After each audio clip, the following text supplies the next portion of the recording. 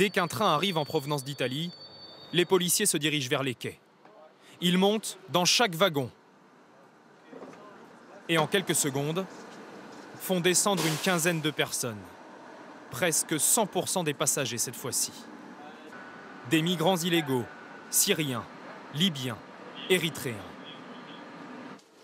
On peut récupérer les billets de train, ticket.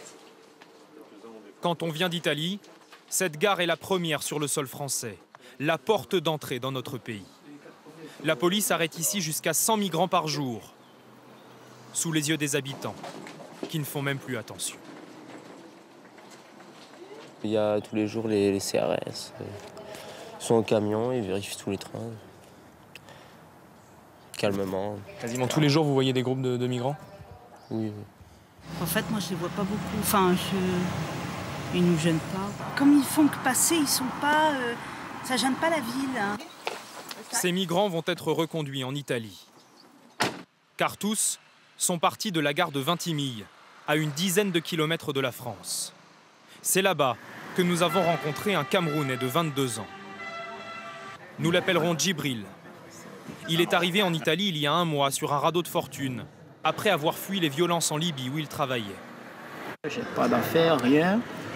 Je suis comme vous me voyez, une paire de chaussures, un pantalon et puis un pull, c'est tout. Pas de papier, pas de documents avec des numéros de téléphone? Rien, c'est ça toute ma vie. Djibril veut s'installer en France. Il a essayé de prendre le train pour Nice le matin même, mais il a été arrêté à Menton, puis relâché en Italie. Il veut retenter sa chance avec le train de 21h17 pour Cannes. Et il n'est visiblement pas le seul. Djibril observe les wagons. Mais il ne montera pas. Trop risqué. Il y a trop de plaques. Vous avez peur que ça attire l'attention des... Si. Des policiers? C'est le train suivant que le jeune Camerounais va prendre. Cette fois, il n'a pas vu d'autres migrants monter. Nous l'accompagnons. Messieurs, nous vous souhaitons un agréable voyage. Prochain arrêt, Menton-Gare-Avant. Le train démarre. Il n'y a que 12 minutes de trajet jusqu'à Menton. Prochain arrêt, Menton-Gare-Avant. Djibril guette par la fenêtre. Il y a des policiers sur le quai. Il se dissimule, comme il peut. À partir de ce moment-là, nous filmons en caméra cachée. Le train s'arrête, les portes s'ouvrent.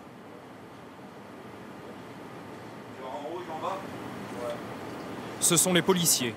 Ils montent l'escalier.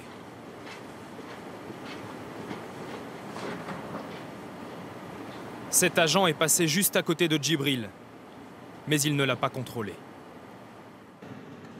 Le train redémarre, ça y est, le jeune Camerounais est passé en France. Il a du mal à y croire. Oh merde. On m'avait dit il y a des gens qui tentent une semaine. Et moi, dès le deuxième coup, c'est parti, le même jour. Donc c'est un grand soulagement pour moi, je ne peux pas vous mentir. Djibril arrive à Nice. C'est la première fois de sa vie qu'il pose les pieds sur le sol français. Il va passer la nuit dehors, avec un sandwich et une couverture de survie donnée par la Croix-Rouge. Ce jeune Camerounais espère maintenant trouver du travail.